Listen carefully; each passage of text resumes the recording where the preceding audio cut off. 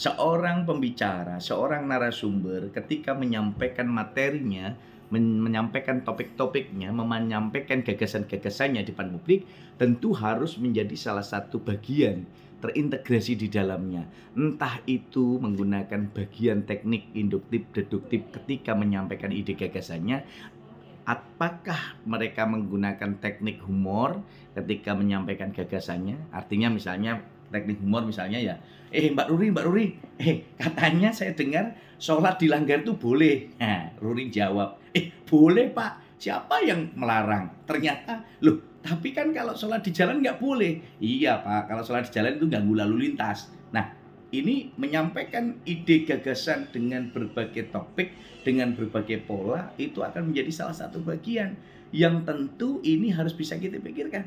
Nah, kalau kita sampaikan topik-topik yang kita ingin berikan kepada publik, tentu ini menjadi salah satu bagian yang harus kita pikirkan ya. Oleh karena itu, upaya kita untuk bisa memberikan penjelasan nyata, keberanian kita itu memang harus dipahami.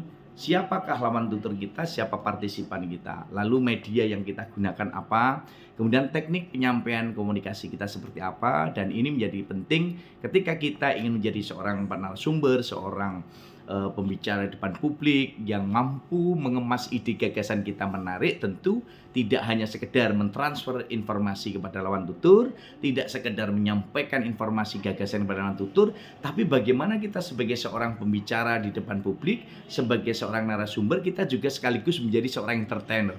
Nah, bagaimana kita menjadi seorang entertainer? Tentu kita memahami siapa yang mendengarkan, siapa yang menjadi lawan tutur kita, siapa yang menjadi lawan bicara kita, siapa yang menjadi partisipan kita. Sehingga kalau dalam tulisan kita lihat teks, konteks, dan konteks, tentu ini juga melibatkan ketika terampil berbicara, kita harus paham tentang interdisipliner linguistik dalam bidang pragmatik dan juga psikopragmatik. Nah, disinilah kekuatan kita agar nantinya kita betul-betul bisa menjadi narasumber, menjadi pembicara di depan publik yang mampu memberikan kontribusi isi gagasan ide-ide kita, tapi juga mampu memberikan semangat untuk terus bisa berbagi kemaslahatan, sehingga akan memberikan nilai keberkahan, dan itu menjadi titik temu kita, karena kita akan betul-betul mampu menjadi manusia-manusia hebat yang bermanfaat, menjadi manusia-manusia sejati yang selalu memotivasi dan menginspirasi multigenerasi NKRI, dan menjadi manusia-manusia bermartabat yang maslahat untuk umat, sehingga kita akan turut serta menjadi manusia yang turut serta menyinari dunia seperti bintang, bulan, dan matahari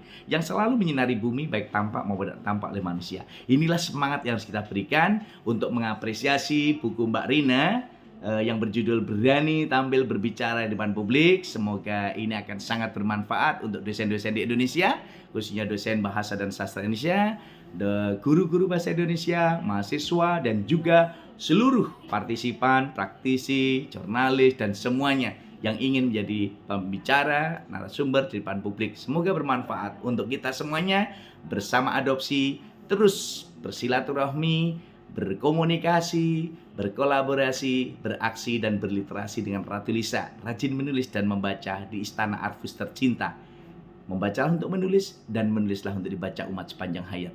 Disitulah kemauan kita untuk berbagi setiap saat untuk multigenerasi NKRI. Bersama saya, Muhammad Rohmati Ratu Lisa, selalu bersemangat untuk Indonesia. Adopsi muda, kreatif, luar biasa.